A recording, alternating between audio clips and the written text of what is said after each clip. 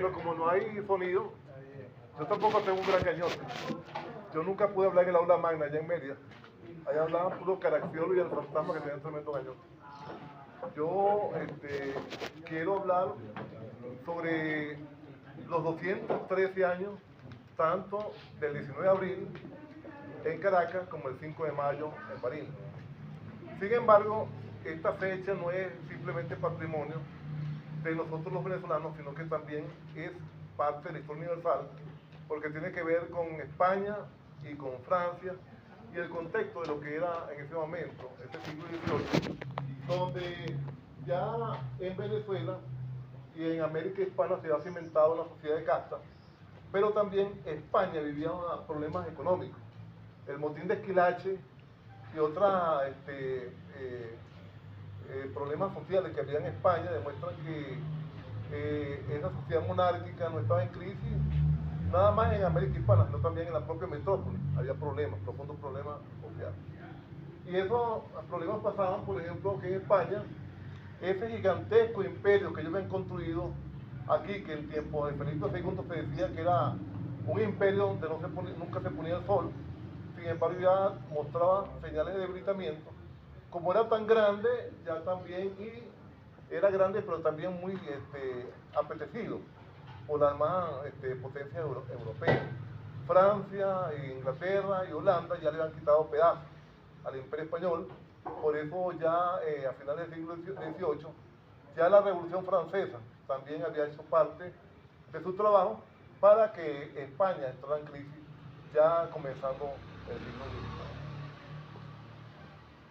Estos personajes que tenemos aquí, por ejemplo, el conde de Florida Blanca,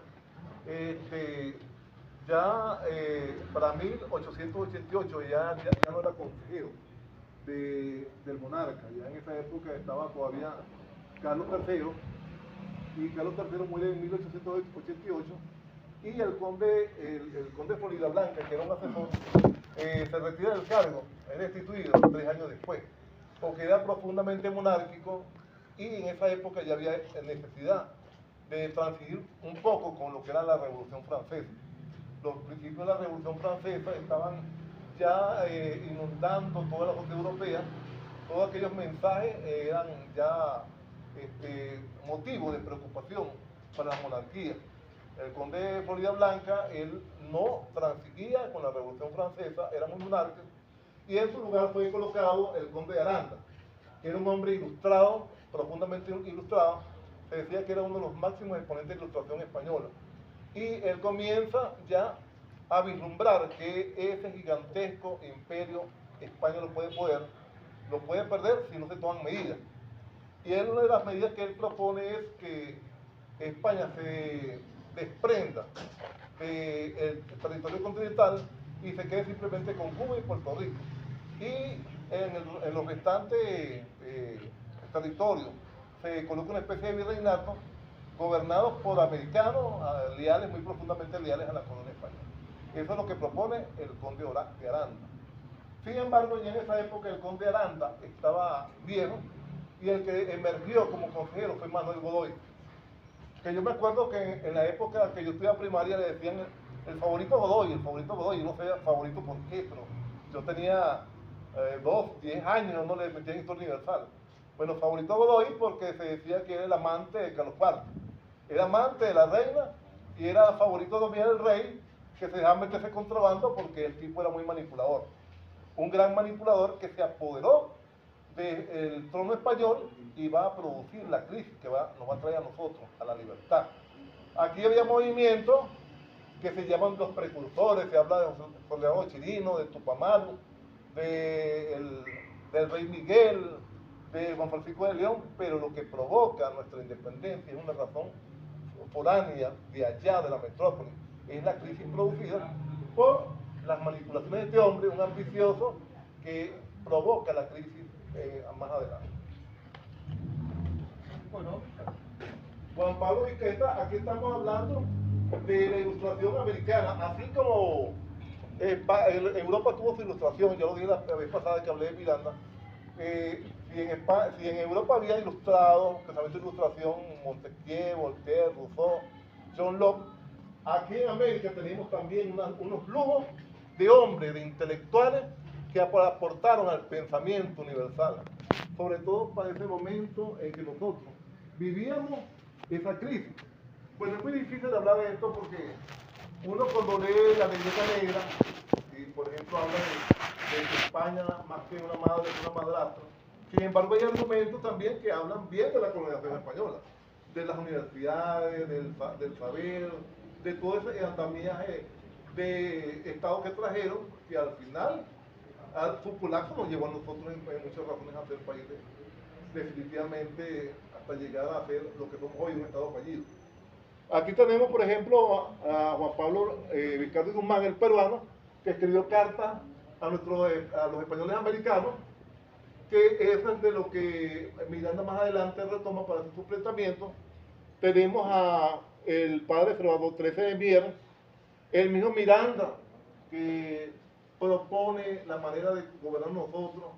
Él ya se preocupa de nuestra realidad y de qué hacer, que cuando nos liberábamos de España, él propone lo que conocemos nosotros, de un estado fuerte a nivel continental, gobernado por especies de algunos virreyes con el nombre de Inca, por ejemplo, todo eso que nosotros más sabemos mirar. Manuel Palacio Fajardo, quien escribió Revolución en la América Española, y Simón Rodríguez, tan vigente, que sigue tan vigente entre nosotros, muchas veces citado, pero un poco puesto en práctica. Simón Rodríguez, cuando habla de que inventemos, que no sigamos las pautas de comportamientos tradicionales, cuando recomienda la lectura, Simón Rodríguez decía que no era necesario que la educación diera conocimiento, que lo que había que enfrentar era hábitos. Los hábitos que debemos tener para ser ciudadanos, para ser patria, eso no es una cuestión que se llama ahora lo que es el conductismo, era profundamente humanismo, y yo sigo creyendo en el humanismo como forma fundamental de que nosotros enfrentamos el camino del desarrollo de la educación. Todo eso lo planteaba Simón Rodríguez. Bueno, aquí volvemos a la independencia de los Estados Unidos, la Revolución Francesa. La independencia de los Estados Unidos, se habla mucho de la Revolución Francesa, pero no se coloca la independencia de los Estados Unidos como uno de los acontecimientos más a la sociedad durante mucho tiempo. La noción, mucho antes de que yo me hablara de la división de poderes, ya eso de hablar de Thomas Paine, por ejemplo, y muchas cosas que tienen que ver con el pensamiento de ilustración ya europeo, ya había planteado los filósofos norteamericanos, Hamilton, Thomas Paine, etc. La interpretación de Estados Unidos entonces está tan cerca de la Revolución Francesa, 1787 se redacta la Constitución, se aprueba esa Constitución, pero 2 años después viene la Revolución Francesa, que va a ser tan espectacular su impacto en el mundo, que incluso la independencia de Haití, comenzando el siglo XIX, es producto de la Revolución Francesa, porque allá los esclavos africanos pensaban que la Revolución Francesa había libertado a los esclavos, no era así. Es una revolución para ellos, pero porque no importaban las colonias a ellos. Entonces en Haití ellos entienden que la ley de los franceses era para libertar a los esclavos y no era así. Entonces se produce esa revuelta que acaba con el dominio francés, y nace Haití como esa nación, la primera república de origen africano que se independiza, pero con las consecuencias actuales que todo el mundo dice que es un estado fallido. Y mucha gente cree que es un estado fallido porque son afrodescendientes. Es fallido por la manera tan radical, tan costosa en vidas humanas, en lo que se destruyó, y eso mismo se puede aplicar a la realidad venezolana. Bueno, la atribulada España de comienzo del siglo XIX se debe más que todo a la crisis que genera Manuel Godoy. Manuel Godoy, él permite que las tropas de Napoleón era producto de la Revolución Francesa, pero era un hombre que llegó con la intención de apoderarse de Europa, y cuando él nota las contradicciones que hay en la monarquía española, él comienza a obrar para apoderarse de España, sabiendo ya que hay un problema por la sucesión monárquica entre Carlos IV y Ferdinand Fernando VII. Esa es la situación real de España al comienzo del siglo XIX. Por ejemplo, la batalla de Trafalgar en 1805, ya España empieza a sentir, porque en ese momento España es aliada de Francia en contra de Inglaterra. Y ahí la Armada de España, aliada con Francia, va a tener una gran derrota, producto de que ellos calcularon mal, creyendo que aliándose con Francia en ese momento, pues esta batalla ya va a permitir más adelante que ese aliado, su situación que era Francia, después se voltee contra él. Ay, tiene ese efecto. Aquí está. El complot de Escorial en 1807 fue cuando Carlos IV debe ser asesorado, porque ese hombre le decían el rey cazador o el rey relojero, porque no sabía de problemas en España, simplemente pasaba o arreglando relojes o en el cuerpo de caza. O sea, entonces él se descubre que Fernando VII tiene intenciones de apoderarse del trono, entonces se produce la intervención en las habitaciones de Fernando VII buscando papeles que lo incriminen en un supuesto complot. A pesar de que no consigue nada, Fernando VII es reducido a un cuarto y no se le deja salir, pero ya la monarquía comienza a hacer agua. El reinado de Carlos IV comienza a entrar en crisis producto de las contradicciones que hay con su propio hijo. El motín de Aranjuez se produce una vez que las tropas francesas, ayudados por lo que había hecho Godoy, que había firmado a espaldas de todo el mundo, el Tratado de Fontainebleau, que permitía que las tropas francesas pasaran a través de España para unir a Portugal. Ese paso de los franceses a través de Portugal les permitió a Napoleón darse cuenta del problema que tenía la monarquía española y empieza a atacar las ciudades. Y entonces se produce el motín de Aranjuez, que es un respaldo a Fernando VII en contra, para darle para una especie de apoyo que le da el pueblo que comienza en Aranjuez, que es el sentir de los españoles. Es que Fernando VII tenía que ser el legítimo heredero del trono, ya dada la manifiesta incapacidad de su padre. Ese es el motín de Aranjuez en 1808. La abdicación de Bayona, bueno, creo que eso está como extrapolado. La abdicación de Bayona fue cuando Napoleón lleva a la ciudad de Bayona tanto a Carlos IV como a Fernando VII y obliga a Fernando VII a abdicar en función de su padre, y luego Carlos IV le da el trono a Napoleón y Napoleón se lo da a su hijo, a su hermano, perdón, José. Es cuando comienzan los problemas reales, que se produce un gigantesco vacío, no solamente en España, sino que ese vacío va a llegar a toda la América hispana. La abdicación de Bayona, el motín de Aranjuez, todo ese problema que había en España va a llegar a América a partir de 1808. Bueno, una de las cosas que nosotros tenemos que ver de los españoles, que nosotros tenemos que reconocer, es la bravura del pueblo español. Eso que se le pasó en torrentes a Hispanoamérica. Esa capacidad que tienen los hispanoamericanos de rebelarse, de pelear, eso parece que es intrínseco a lo que nos dan los españoles. A ese español que fue capaz de movilizarse por todo ese gigantesco territorio de América. Ese ímpetu español los llevó a rebelarse en toda España y a producir lo que llamó la guerra de independencia en contra de la ocupación francesa. Precisamente el 2 de mayo de 1808, hace 3 días, se cumplió un aniversario más de cómo los españoles en Madrid salieron a las calles a enfrentarse a las tropas bien equipadas de Napoleón Bonaparte. La gente salió con cacerolas, con sartenes, con picos, con hachas a enfrentarse a los franceses que estaban ocupando Madrid, y toda España tenía ese comportamiento de no aceptar el dominio de Napoleón Bonaparte. En esas circunstancias se produce a finales de año la batalla de Bailén. La batalla de Bailén, donde los españoles, siendo inferiores en número, enfrentándose a la artillería, a la infantería y la caballería de los franceses, le propinó una derrota Y el hombre que se cubrió de esa gloria es muy conocido nosotros porque es Pablo Morillo, el hombre que a partir de 1815 va a venir a América. Bueno, ya sabemos en qué tónica vino. Como pacificador, pero vino también como genocida.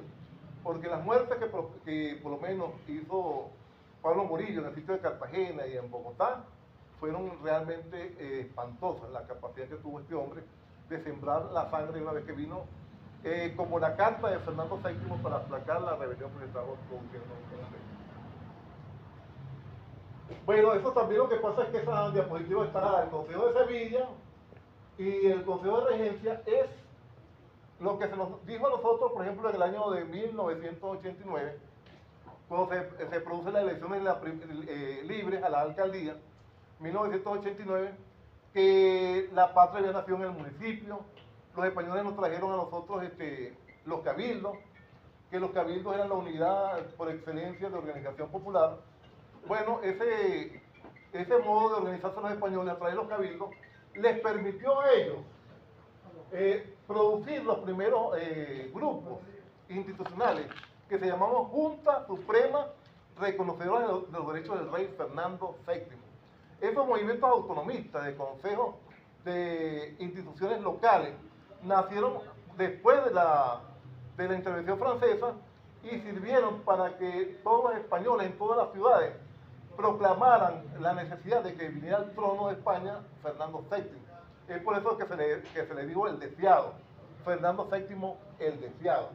Luego que esta junta cumplió su cometido, se constituyó el Consejo de Sevilla y el Consejo de Regencia, que trataba de darle unidad a todas esas juntas que estaban dispersas por toda España y que tenían que lograr una unidad para producir mejor la respuesta militar e institucional que derrotara a la invasión francesa. Bueno, los primeros gritos hispanoaméricos. Generalmente se dice el ejemplo que Caracas dio, pero el año anterior en Charcas, Chuquisaca llamada también, hoy Sucre, se produce el primer grito libertario cuando el 25 de mayo de 1809 hay una especie de motín encabezado tanto por criollos como por mestizos que comienzan a organizarse para luchar contra la monarquía española. Pero el apresamiento llevó a que soltaron a una persona, creo que llamaba Jaime Suárez, y eso permitió que el movimiento triunfara y que pasara la paz, pero en la paz es derrotada el movimiento y a comienzos de 1810 José Domingo Murillo es ejecutado.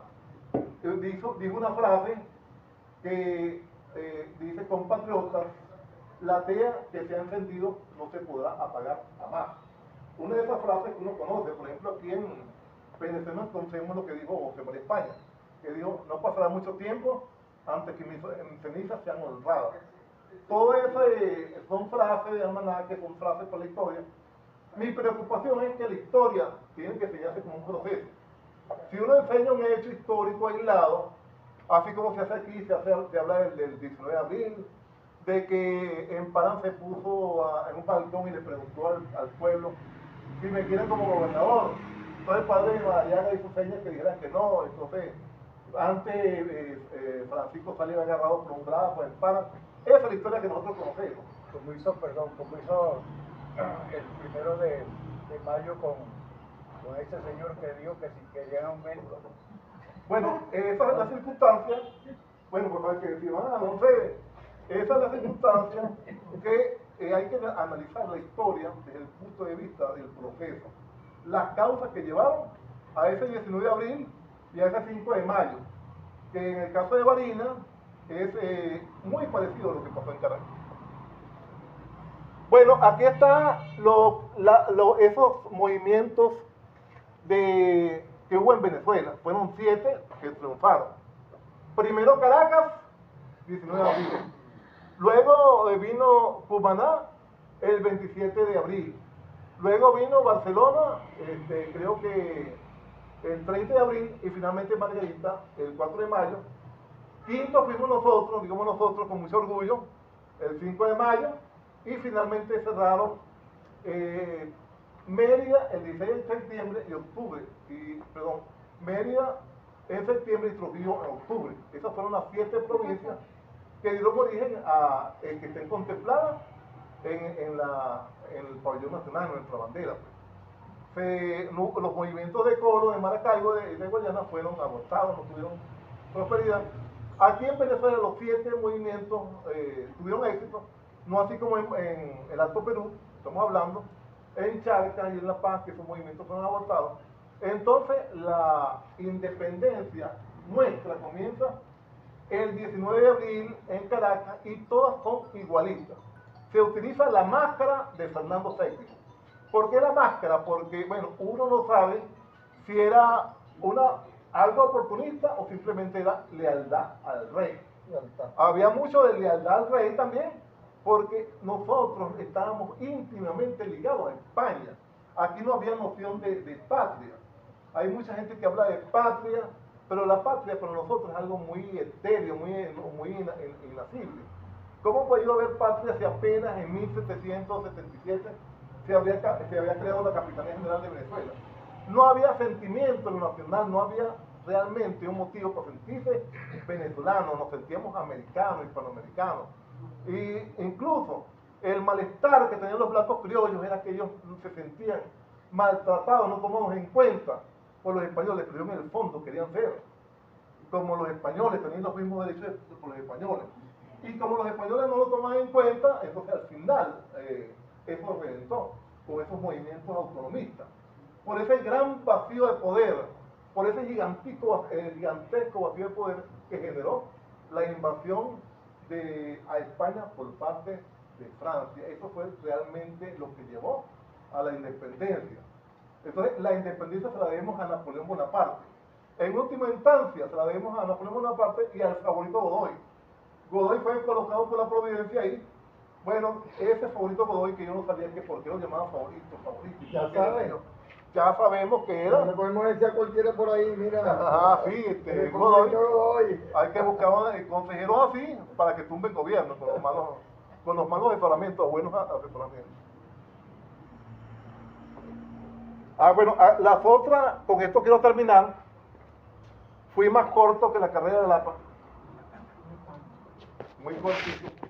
Bueno, ahorita sí pueden hablar Ramiro, no sé qué es lo que va a hablar Ramiro. No, yo ya dije lo que iba a decir, pero bueno, hombre, que usted dijo. Bueno. Entonces, el 25 de mayo, nosotros los barineses nos dimos el lujo que constituimos una Junta Suprema de Gobierno Local en nombre de Fernando VII, primero que los argentinos, primero que los colombianos y primero que los mexicanos. Ellos reaccionaron el 25 de mayo allá en Buenos Aires. Ya ellos, por lo menos los porteños, los habitantes de Buenos Aires, ya tenían experiencia libertaria, ya sabían algo de eso, porque ellos fueron invadidos por los ingleses en 1806. En esa oportunidad, las autoridades del virreinato mandaron a hacer milicia para enfrentar a los ingleses. Entonces ya la gente de Buenos Aires sabía agarrar armas, ya tenía nociones políticas. Además, mucha gente dice, muchos historiadores dicen, que ya los argentinos, por lo menos Buenos Aires, sabían a muchas cosas de libertad, porque la colonización inglesa es muy diferente a la española. Los ingleses permitieron mucha autonomía en ese poquito tiempo que tuvieron ellos dominados por los ingleses. Libre comercio, libertad de imprenta, muchas cosas que ellos saborearon, y por eso tuvieron la visión de ese día que llegó, creo que fue Belgrano, Manuel Belgrano otro, y llegó violentamente donde estaba el virrey. Entonces el virrey le dijo, ¿y con qué derecho tú, colono, insurges así contra nosotros? Y dijo, con el mismo derecho que ustedes allá en España insurgen contra los franceses, por ese mismo derecho. Eso le dijo ese hombre que ya, Belgrano, no me acuerdo quién era, que esa juventud de Buenos Aires, ese 25 de mayo ya tenía escarapelas, habían 600 personas en lo que era la Plaza de Mayo, porque ellos ya tenían toda la propaganda, todas las ideas de liberar a Argentina, a Buenos Aires.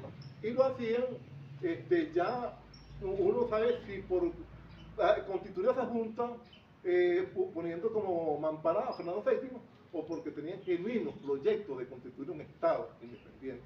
Esas son incógnitas de la historia que habrá que estudiar más. Asimismo, en Bogotá, el 20 de julio, el pretexto fue un florero, el llamado florero de Lorente, que la gente de Santa Fe de Bogotá ideó que para armar una turba, un problema, le fueron a pedir a un español que era muy fanático que les prestara un florero a Lorente. Y Lorente se negó, yo sabía que Lorente se iba a negar. Entonces empezó la disputa por el florero y empezaron a decirle que Lorente no lo quería dar porque era un monárquico, porque no quería a la gente de aquí de América, etc. No me acuerdo con qué le decían los colombianos a los españoles. Bueno, algo despectivo, y por allí, por el florero de Lorente, comienza. ¿Ah? No, ustedes vienen a una política demasiado baja.